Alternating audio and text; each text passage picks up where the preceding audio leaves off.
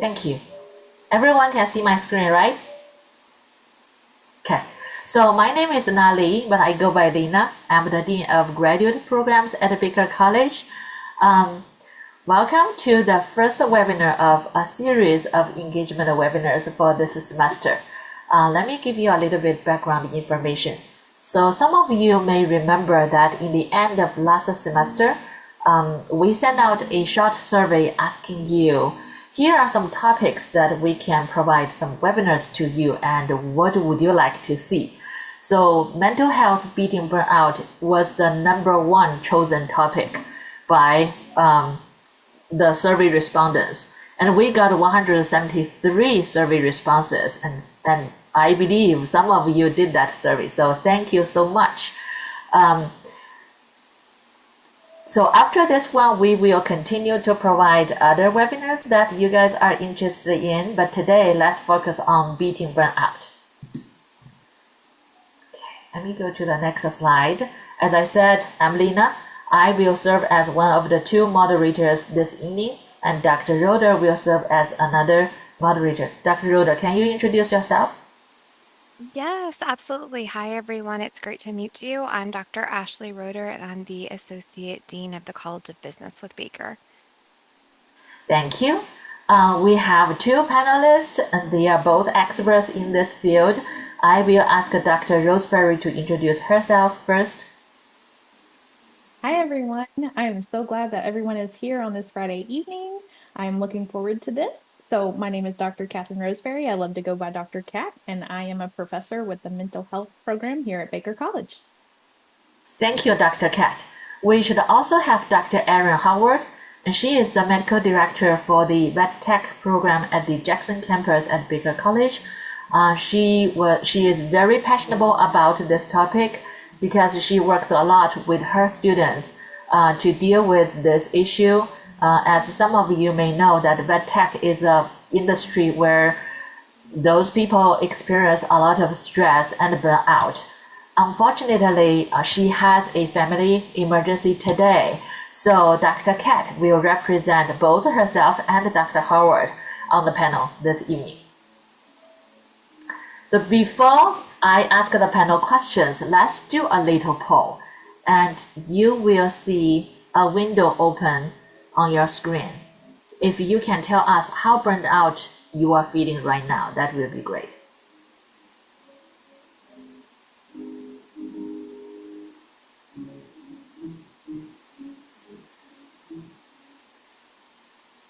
So can you see the results at the same time?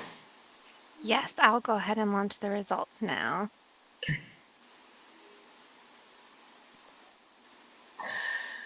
Yeah, we luckily we have a couple of people who do not feel burnt out at all. That's very good. And we also have people who feel a little bit burnt out or somehow burnt out. In our noon session, we do have a few students reporting that they feel extremely burnt out at this time. So that indicates how necessary this topic is, right? Okay, so I'll stop sharing and continue with our roadmap to success this evening. So in this webinar, we are going to cover what is burnout and probably what is not burnout. What are some early signs of burnout? And why do we, just normal people or students, experience burnout, and how it may impact our mental health or physical health condition or any other aspects of our lives? Most importantly, we are going to provide strategies and supporting resources that you may use to beat burnout. And toward the end, we will have a Q&A session where you can ask all kinds of questions. Even when we are talking, you can start to type your question in chat. In the end, there will be a short survey because we want to learn how well we did, and we want to improve for future webinars. And we also want to learn your suggestions about future webinar topics. In addition, if you choose to leave your contact information in the survey, we will provide a certificate of participation to you along with a Baker College water bottle and a sticker. And if you continue to attend future webinars, you will continue to get different speakers. It will be fun to put those on your water bottle or laptop or other places. I know some of my colleagues are really into that. One thing I want to remind you is that because we plan to upload this recorded session to YouTube, so please be careful about sensitive information when you ask questions. If you happen to share some sensitive information, don't worry, just let us know and we will cut that section out before we upload the video. All right, so now my first question for our panel is that what is burnout and what are some early signs of it? Dr. Kat. Yes, thank you so much, Dr. Lena. So let's really kind of get into what it is, because we hear the term kind of thrown out there a lot, and defining it is kind of tough. So it's more than just a bad day. And obviously, we all have bad days. We might have one here or there, maybe 2 days in a row, kind of bad days. But burnout, actually defined by the World Health Organization, is officially an occupational phenomenon, and they call it a syndrome. And they also talk about how this is kind of chronic, which means over time. Now, let me put a caveat in here. It's not a super prolonged amount of time, but it's about that workplace stress that is unmanaged.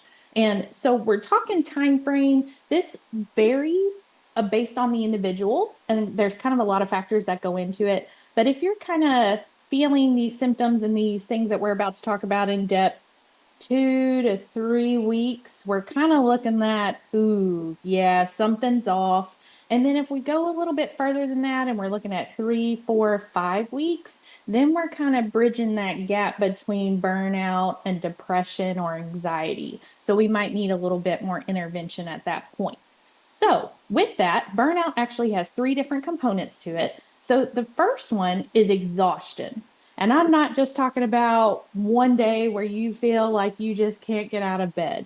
I'm talking about constant exhaustion. So this is when, like, maybe you lay down at nighttime, and let's say you are one of these awesome people that can sleep and feel good on 5 hours of sleep. I'm not one of those. I need my definite 7 to 8 hours. But whatever amount of sleep feels good for you to where you feel rested the next day. So if you get 4 hours of sleep and you're a little tired, or even 7 hours of sleep and you're a little tired the next day, okay, that isn't necessarily a major sign of burnout. But let's say you do this 3 or 4 days in a row, or let's say your sleep is lacking and you're feeling constantly exhausted, then we might be looking about symptoms for burnout. And then the second component is the distance from your job and, of course, as students, from our academic endeavors. So this is talking about, like, if we're feeling really distracted, or if we've got that brain fog type of thing going on. And for example, like if you're staring at your screen and you read the same sentence about 5 or 6 times and you have no clue what you just read. That can happen. And we're going to have moments of like that anyway throughout our day. But again, if you see this kind of happening often, it's happening more than it usually does. And then these symptoms are building up over 2 to 3 weeks or so. And then the last one is kind of that reduced effectiveness. And what that kind of means is you're not on your A game. So you're just not able to get into your work or your academics, and you're not performing at your usual self and that high standard. And this kind of goes along with the feelings too of like being irritated or frustrated. And so again, we all have those feelings, and sometimes more than once a day. But this is when it's consistent and it's happening over that period of time. Okay. All right, and we just kind of talked about this. So this just gives us a really good visual on the stats. If we see the very first top light blue line there, 71%, Ohio State survey in 2021, 71% of their participants said that they were burned out. Then you go to the next one, and we're looking at academic burnout, 64%. Then we start getting into those 3 different categories. So the emotional exhaustion, that one leads the race. Cynicism, that's that kind of Oh, I guess I gotta go into work today. Do I really want to go into work today? That's that middle kind of detachment from the job. And then we can see on the bottom the reduced efficacy. We're just not on our A game. If I may chime in, I remember my first semester in my doctoral program. Toward the end of the semester, I was so tired and I was lack of energy. So one day I mentioned to my one of my classmates, and she said, "Oh, you are burned out. I am too." And suddenly I feel much better because first of all, I realized that there's a word to define it. There must be some scientific evidence that it is okay for it to happen to me.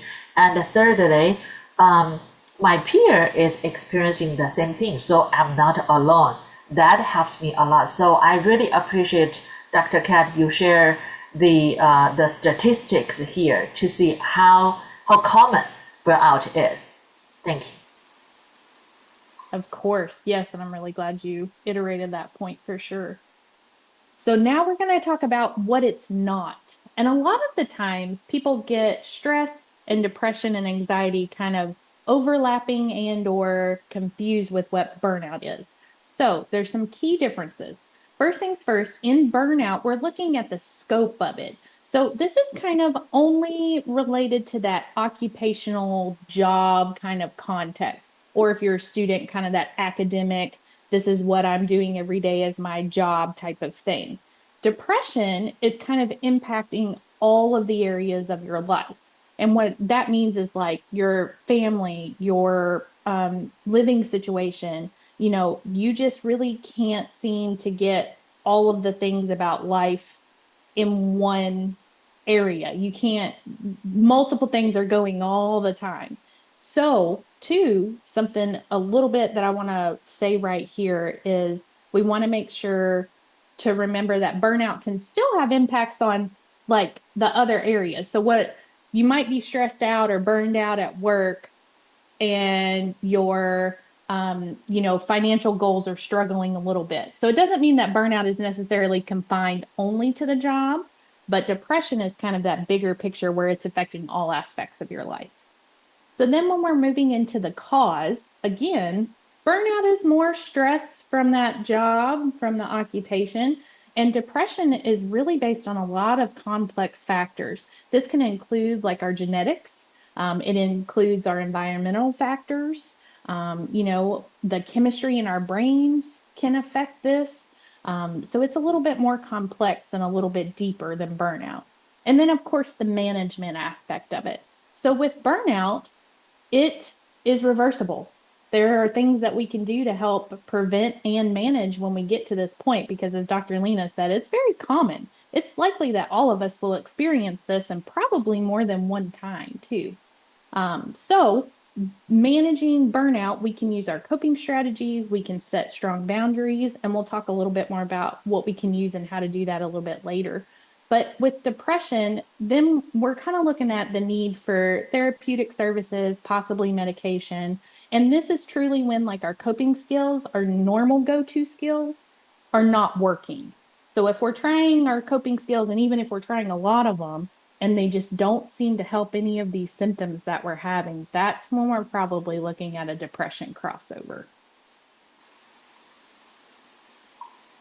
Okay, and I love this. We're definitely going to give our nod to Dr. Howard. She just kind of wanted to share some things about her personal experience, and this is what she said. She didn't know it at the time, but finding time to do things that she really enjoyed. She wasn't doing that anymore. So this can really be one of the first signs of burnout. When you don't have the time, can't make the time, you're kind of like, I just don't want to go do that again. Like if you're an avid runner, you look forward to running every day, you want to get out there, you want to get your heart pumping, things like that. If you turn into, nah, just do it later, I don't really feel like doing it today. And if this is happening multiple days in a row. And then, too, Dr. Howard had shared that it was really hard for her to separate work from home. So that kind of little off switch of, okay, now I'm leaving work and I'm going home, those two kind of start to overlap and you're answering emails when you're supposed to be at your, home or personal life, or maybe you're answering phone calls or you're constantly looking at your phone about work status, those types of things. And then too, I just want to recognize that this doesn't stop as college students. Once we get into our professional work, occupations, burnout can happen anytime. And it doesn't just happen at the college level or time. It can also happen once we shift over into our professional roles full time too. Okay, that's great. We learned what is burnout and its early signs.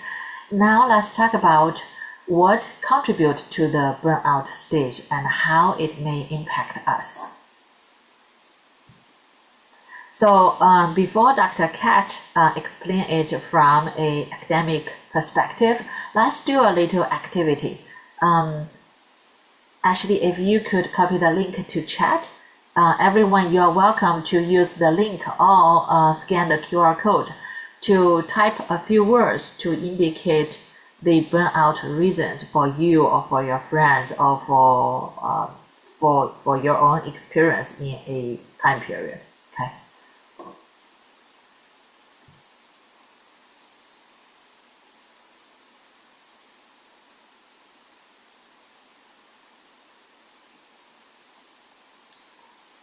If everyone can click the link or scan the QR code now, I will go to the result sheet. Okay. So we have work, balancing life, and school. That is exactly what Dr. Kat said, right? Occupational. But it also impacts other aspects of our lives. So I'll come back to here so that you can see the code again.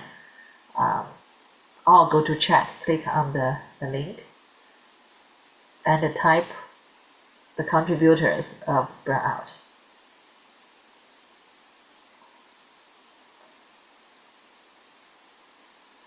So now let's take another look.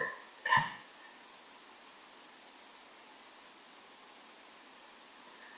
We see such a big word as work and school, and homework is about school too.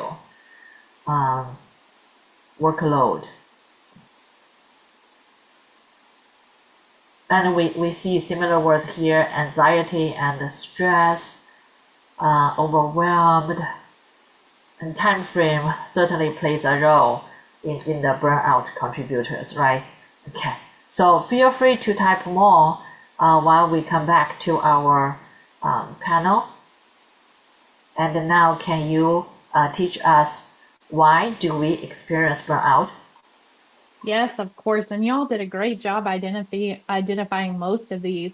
That first tab, though, over on the left, the academic pressure. So we are college students here, and probably working full time and or part time, and along with trying to be present for our family and friends and all these things that we're balancing. But that academic pressure, 55%, that's over half. 55% of college students experience academic burnout.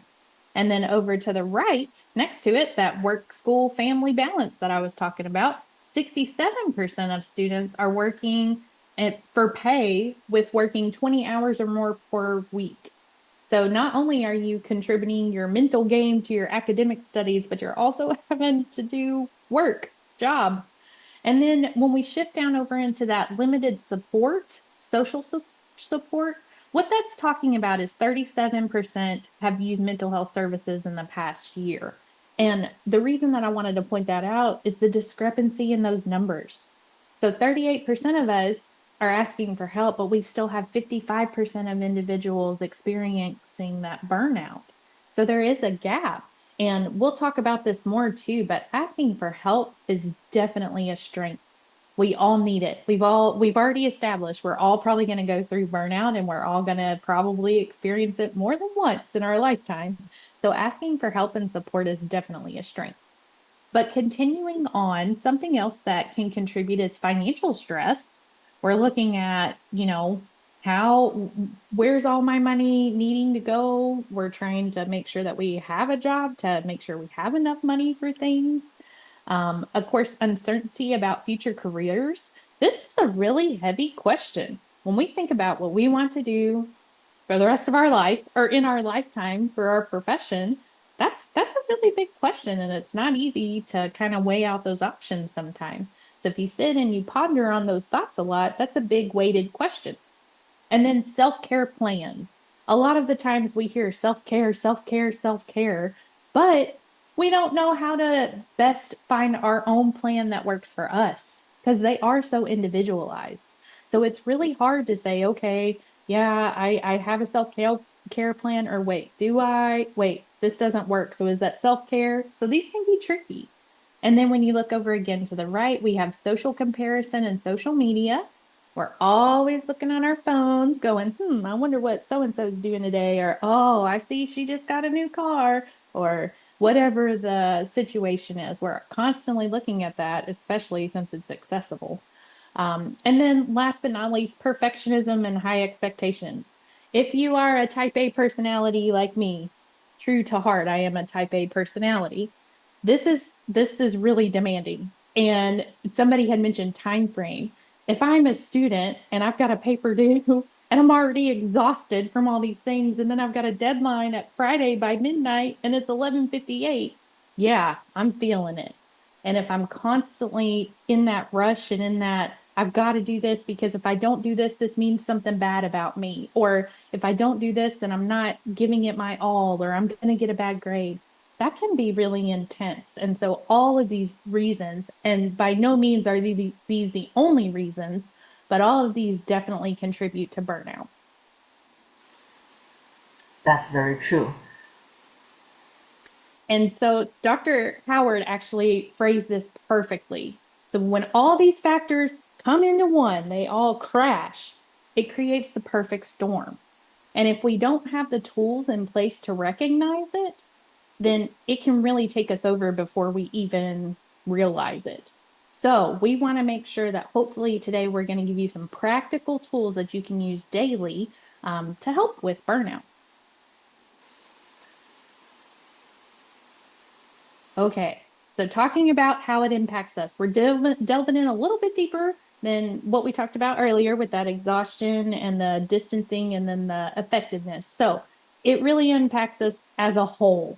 We have multiple layers to our well-being. So first, let's talk about the physical. It disrupts our sleep and our physical health. We might not get enough sleep. We might have difficulty sleeping. And then just we feel fatigued. We might get sick more often because we're not getting those essential things that our physical body needs. We might lose our appetite or we might overeat. Dr. Howard, I want to give another nod to her. She said something that was great. She said that sometimes because we've got all these things going on that we're balancing, maybe just grabbing a bag of chips and a Coke because it's easy and convenient for dinner, we can do that. Well, if we start doing that multiple days in a row, that's not going to be healthy for us. So, another part of it is our memory. This is what we were talking about with that retention, remembering what we're reading or watching or studying, and to where we get that brain fog. And this can certainly impact our academics. Our grades kind of are going to decline, things like that. And then kind of some of the behaviors that actually go with this is that procrastination, and we might skip things that are needed or that we enjoy, like we talked about. So it's, oh, I can do it later. And then all of a sudden it's later, I can do it later. And then we continue to push things off. And so we're trying to just, delay those commitments and responsibilities. And then we talked about this just a little bit. We're going to feel fatigued. We might have those lower grades. And then we're also going to struggle with our academic responsibilities because they all just continue to kind of pile up. And then last, the relationship aspect. So when we experience burnout, sometimes we have a tendency to isolate ourselves. And so we'll stop talking to our friends and family. We'll stop reaching out to professors if we need extensions or help or support. And we just kind of feel lonely and isolated. Okay. So with that being said, what can we do to get rid of burnout and to deal with it or to beat burnout? What strategies would you give us? Yes. So first things first, I want to remind us all, me included, because I definitely have experienced burnout and will, it is reversible. So, as Dr. Lita said, we can manage it, we can beat it. We have things that can help us. So, first things first, talking about it from a holistic aspect, meaning that, again, we all have these different layers to our well being. And so, this is a really good model of the different facets of our life. And so, financial, social, occupational, environmental, intellectual, spiritual, emotional, and physical. So, we're going to tackle practical things that we can use for each kind of layer of our whole well being. All right, so let's go on. Yeah. So here we go. Let's get into it. So the physical aspect. We already talked about sleep and our diet. So we want to ask ourselves daily, are we eating enough? Are we eating the right things? Are we drinking enough water? Are we getting enough sleep? All of those things that go into the physical aspects of us being healthy. Now, again, hear me say, it's not that you can't have a bag of chips and Coke, and sometimes you might grab that for dinner one time or maybe even two nights. But it's again the consistency of doing these things that's what gets us to the burnout stage. So we want to make sure we're just aware of that. Okay, and we're just going to move to the next little bubble. Yep, right there in the middle. That's the feelings check-in. So this is kind of that emotional side of it. So this just looks like a 2 to 3 minute check-in. You can do it anytime throughout the day, and you're just thinking, how am I feeling? So if you want to get up first thing in the morning and go, how am I feeling this morning? Another big thing is too, you want to think about the positives. So there's a lot of things that are associated with positive self-talk. And what that means is just saying good things to ourselves, noticing the positives. Because I know I was thinking about it, and we as a society are quick to say, okay, I'm bad at this, this, and this. So if somebody tells you, hey, tell me about yourself, or if somebody says, what are you not so great at? We can name those off really quick. But when somebody asks us what our strengths are, we sit and we hesitate and we kind of think for a minute. So we already think about maybe those negative things. And so we want to shift that, and we want to kind of have that growth mindset, and we want to do those positive self-talk things like, I can do this, I've got this, I'm going to have a good day. It really, really helps. And side note, that actually releases oxytocin in our brain. So our dopamine receptors are going, ooh, yeah, this feels good. I like this. So even if you do a fake smiling can release kind of that oxytocin and get our brain going and saying, oh yeah, I feel good. I like this. Okay, and then moving on to the social aspect, this is a big one. So, again, are we connecting with friends and family? Are we reaching out for support when we need it? Now, I want to take a moment too. We had kind of talked about this, and I'll use my mom as an example. My mom, I love her. She's great. And I love talking to her almost every day. But sometimes my mom can talk a lot, and I might just not have the energy. So I may skip a day of talking to my mom for a moment, because we have different people who fill our cups in different ways. They can support us and they help us replenish our energy in different ways. So we want to make sure we think about that. If you are feeling more tired, if you're feeling more irritable, do I need to contact this person today?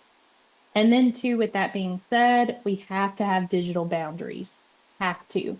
So, putting up the phone at nighttime, set you a timer and say, okay, 30 minutes before bed, I'm going to set this phone aside and I'm not going to look at it again. Go put it across the room. If you need it for an alarm, get yourself a little alarm with batteries and put your phone across the room. So that way you're not even tempted to look at it. Um, and two, you can also use this in a positive way. So let's say you get a lunch break. You can use your cell phone. Let's say you love watching funny videos on YouTube and that makes you smile and it kind of, makes you happy and makes you do that smiling. Use that.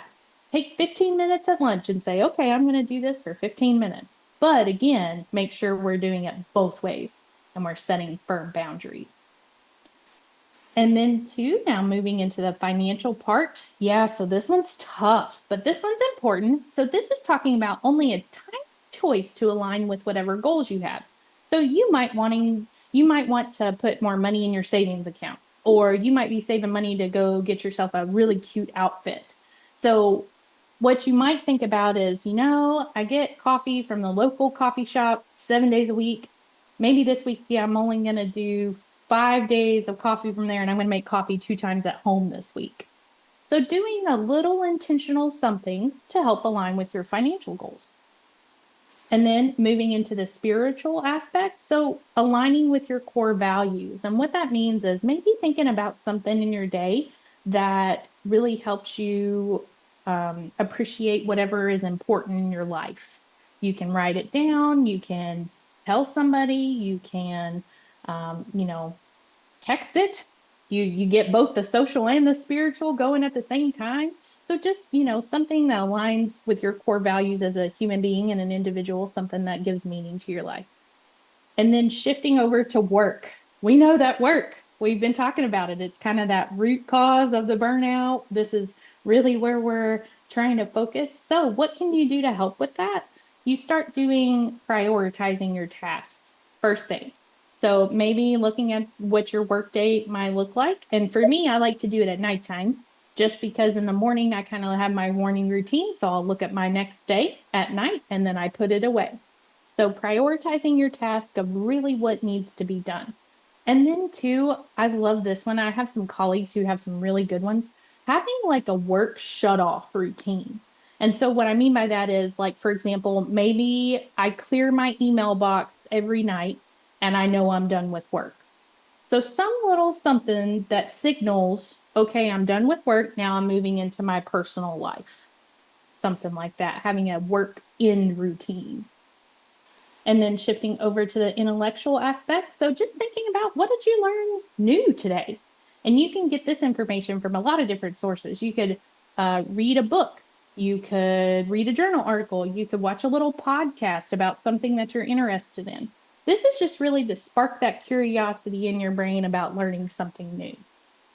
Okay, and then shifting finally to the environmental aspect, we know research has proven that getting outside is super helpful. It kind of does it all. It gets your emotional, sense up, your physical aspect. You can get those little movement breaks in. Just being able to go outside and feel the sunshine on your face, it just feels good. And two, the environmental aspect can also mean like your work environment. I know, again, here we go, type A personality. I like everything to be organized on my desk. So if you need to tidy up your space, something as simple as that can just help you help you feel a little bit better. Well, these are wonderful strategies, Dr. Kat. And if I may, I want to add maybe one or two tips too. So as you know, if you are doing a assignment for your class, right, you need to open several files or windows together.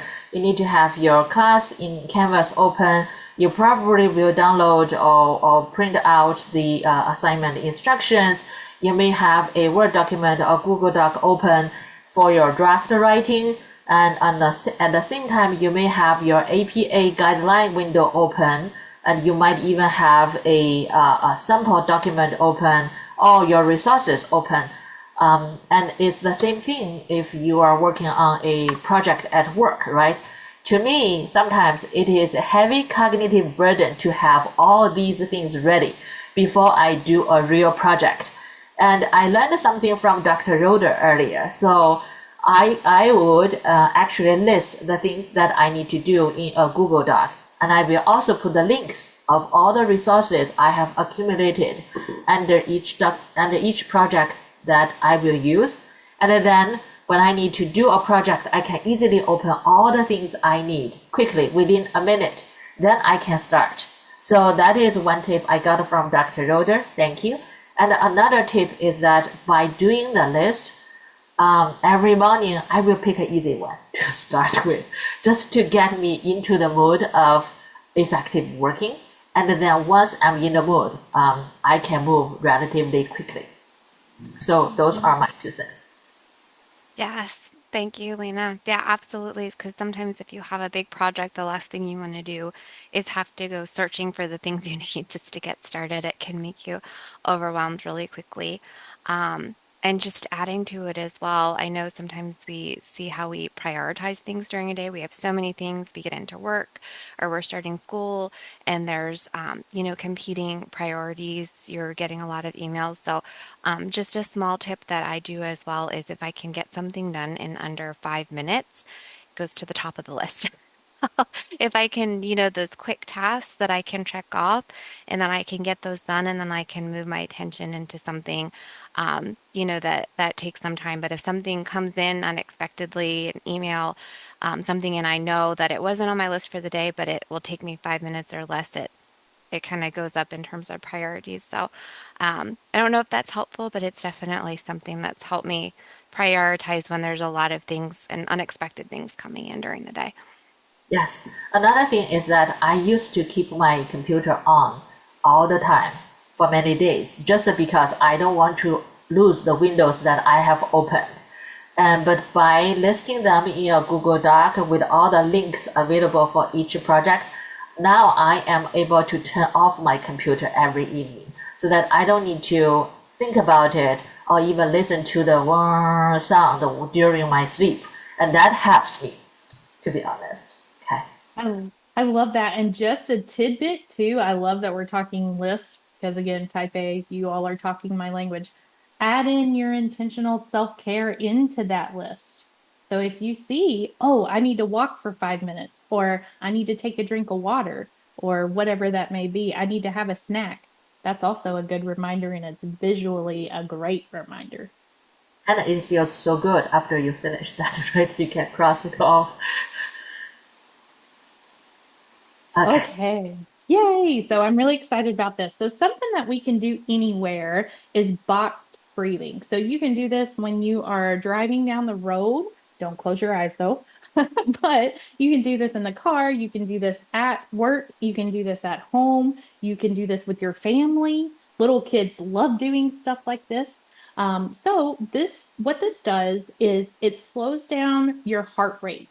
So when we have those moments of overwhelming feeling, if we're anxious, things like that, this is really great to help slow that down. And we know when we slow down our physical body, that'll help our brain slow down too. We can kind of get that concentration mode going back in. So as you can see on the screen, this is a box or a square, and you can visualize this in the air. You can kind of draw it on your hard surface that's below you. Sometimes even the old school buildings have like the boxes on the wall, and you can even trace the box on the wall if you need a firm visual. So what you do, and I'm going to explain it first and then we'll do it all together. On the bottom left-hand corner, you see the inhale. Yep. And so what you do is you start there. You will inhale as you're drawing your first line up. Then when you go across, you hold your breath. Next, the third line going down, you exhale. And then finally, that bottom, you would hold your breath again. Now, a few things. A lot of us, I know I used to think deep breathing doesn't work. Well, that's because we've learned it wrong. So when you breathe, you want to breathe in through your nose and out through your mouth. And then you also don't want to breathe from your chest. You want to breathe from your diaphragm. That's really important because that's what's going to get those big, deep, healthy breaths that's going to slow down that heart rate. So I'm going to walk us through this. If you can do 4 seconds in between, that's great. If not, build it and start it at small increments. So 2 seconds, 3 seconds, whatever you can do right now. So let's all do this for just a moment. Okay, get ready. We're going to inhale. Hold your breath. Exhale. And hold your breath again. Excellent. And the good thing about this is you can do this 3, 4, 5 times, 10 times, however many you need to, and it doesn't take up a lot of time. And that's the thing too, is that we want to do these things that are going to help us in the moments, especially if we've got lots going on. We need kind of these quicker remedies, if you will, and this is a really, really great one. Yes, I want to add that as I told Dr. Kat and Dr. Howard, I hope I knew this when I do my physical checkup with my doctor, because I always have my blood pressure high when I am in clinics. If I do this, I think it could be lowered down a little bit.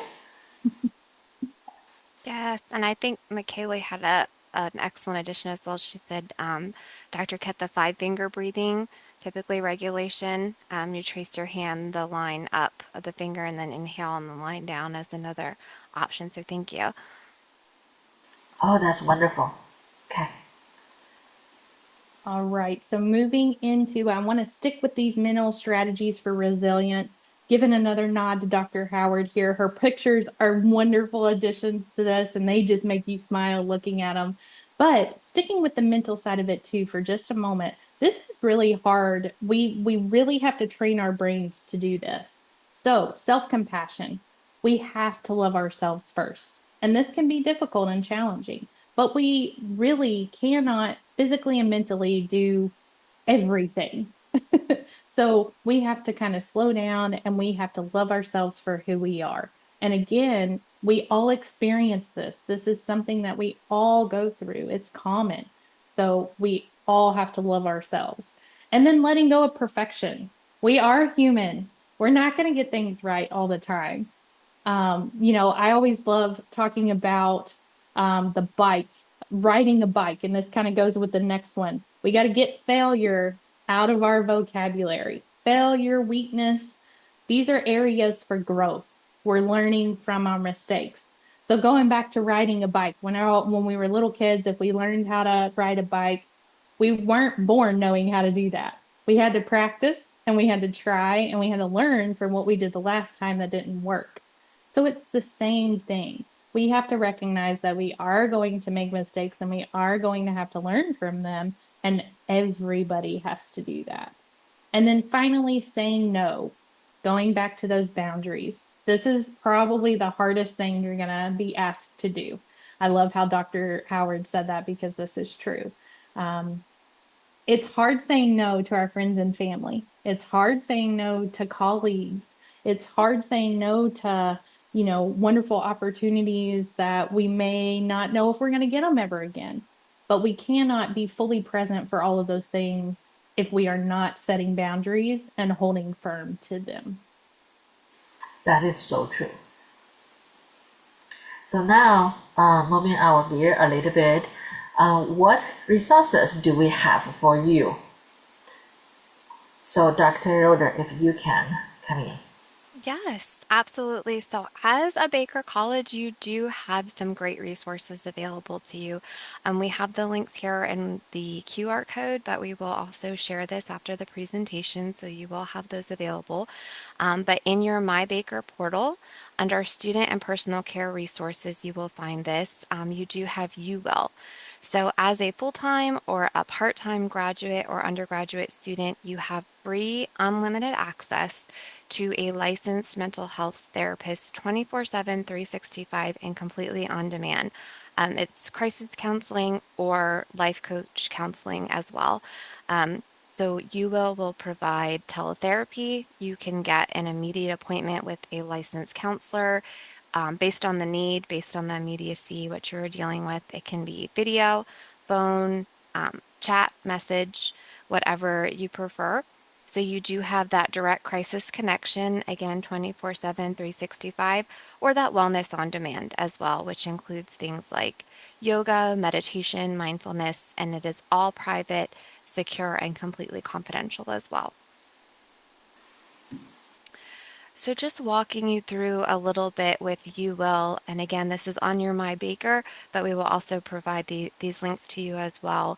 So you do have the activation portal, which you will click on to register. You click the register button, select I'm looking for support, and then you can just fill in the required fields with your name, birthday, phone number, and you do want to make sure to use your Baker College email address because it will ask you to authenticate with your Baker College email. But then once you have that, this is again completely free to you. You have unlimited access, unlimited visits, so there's no limit to the number of times you can use this. The visits will remain completely confidential, so please know that no one from Baker College, the employees, Your instructors will be notified of your visits. No information will be kept. And you and your therapist will work together to decide how often to meet.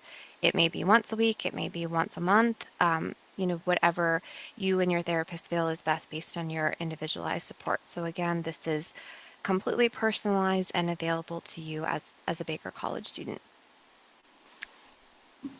And then we also wanted to provide you some additional national programs as resources. This is in your MyBaker as well, but we wanted to make sure to provide these direct links here. So these programs are all available to you across all campuses, students, online or in person, and they are national programs that are support systems and resources available to you. So to summarize, we all know that burnout is a common phenomenon that could happen to anybody at any time, but it is a temporary status that we can get out of if we take care of ourselves, use strategies, and use resources. And it only takes baby steps for us to start fighting burnout. And there are small things we can do to make real changes. For example, if you get a bigger water bottle and fill it out and carry it with you every day, you will be well hydrated, right? And of course, we are not alone in this fight. And always reach out to your family, your friends, maybe your instructor. And at Baker College, we also have academic advisors or dean of students, all your program directors, all your financial aid advisors, and you will, and all the other resources that Dr. Roder just showed you. We have many programs and people who can help you. So reach out to somebody if you need help. And you will find your motivation, your passion again. I'm sure about that. So now we finished our panel discussions, and it's time for you to ask us questions. And meanwhile, we would like you to fill this very short survey. It's only taking 2 to 3 minutes. We want to learn how well we did, how we can serve you better with other topics in the future. And also, if you choose to leave your contact information, you will get the water bottle, the sticker, and the certificate. So you can either click the link in chat or scan this QR code to do so. And meanwhile, please share your questions.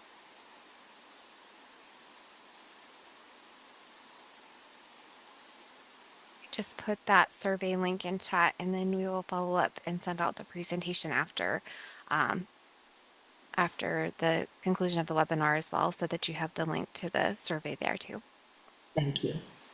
And I see you answered one of our audience questions here about your will, right?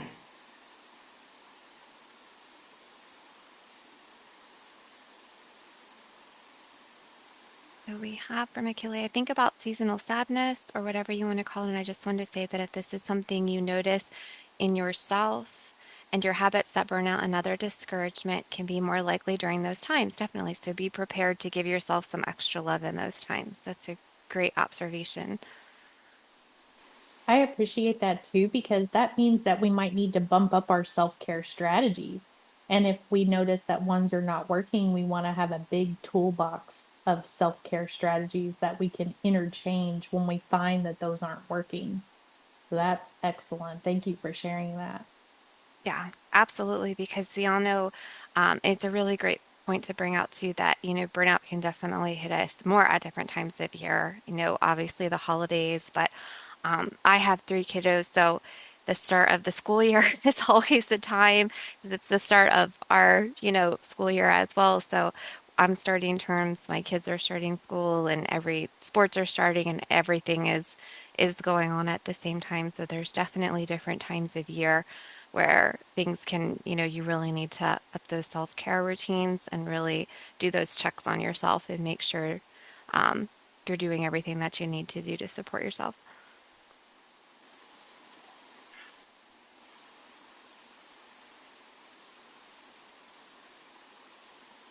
Are there other questions?